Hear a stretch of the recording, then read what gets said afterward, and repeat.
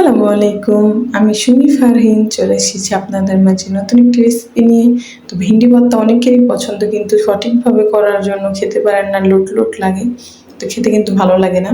তো আমি যেভাবে দেখাবো এইভাবে রান্না করলে আপনারা অবশ্যই ভর্তাটা খেতে পারবেন। প্রথমে ভেন্ডি নিয়ে নিব, এবার ধুয়ে কেটে নিয়েছি। এবার এটাকে সিদ্ধ করার জন্য একটি কড়াইতে বসিয়ে দিলাম। ভেন্ডিটাকে খুব ভালো করে সিদ্ধ করে নেবেন, যেন ভেন্ডিটা খুব সুন্দরভাবে সিদ্ধ হয়। যে আমার ভেন্ডিটা কিন্তু সিদ্ধ হয়ে গেছে, নামিয়ে নিলাম।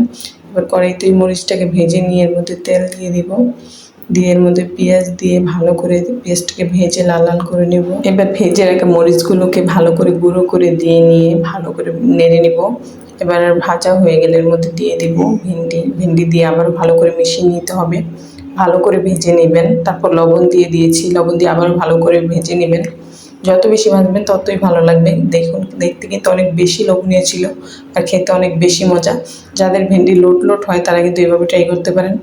ভিডিওটা ভালো লাগলে লাইক কমেন্ট করে পাশে থাকবেন। আজকের ভিডিও পর্যন্তই ছিল। আল্লাহ হাফেজ।